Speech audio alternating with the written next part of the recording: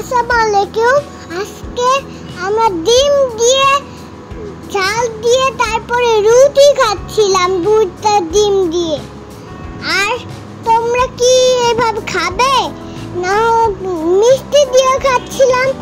তোমরাও এভাবে খেও। পরে তোমরা কি করবে জানো?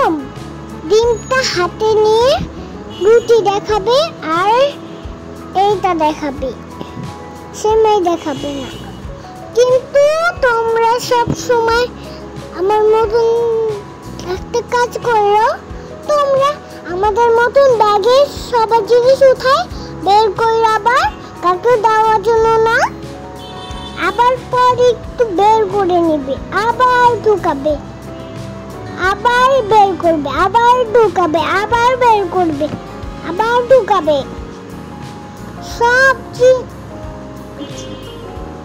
আমরা গুছিয়ে রাখছিলাম আর সঙ্গে দুইটা হয়ে গেল। দুইটা নুডলস বানাবো নাকি আর বৃষ্টি হবে সঙ্গে বাংলায় কতগুলো বৃষ্টি আর বৃষ্টি। সবসময় গাছগুলো মরে যেতে নিবে আর মানুষগুলোও ভিজে যাবে একদম। সাধারণ গরিবদের তাহলে আমরা পানি দিয়ে ভাত না খিচুড়ি নাচ্ছিলাম, খিচুড়ি রান্না করছিলাম আমরা। পেঁয়াজ দিলাম, তেল দিলাম, তারপরে ওই মাছ একটা হলো মোটা মাছ আমার বাবা নিয়ে আসছিল সাথে। আমরা একটু পরে খেয়ে নিব, দেখো আমরা কিভাবে খেয়ে নেই।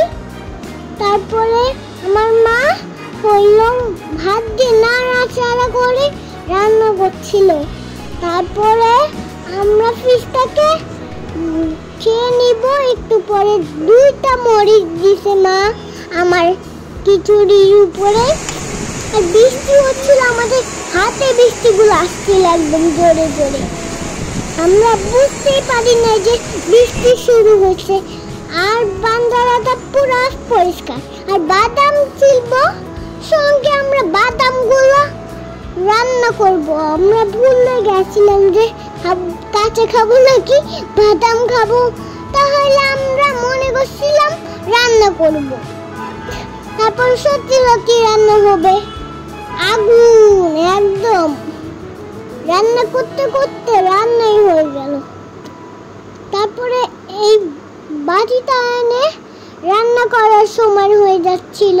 তারপরে একটু খেয়ে নিলাম বাদাম। তারপরে সবাই বৃষ্টিতে আসলো।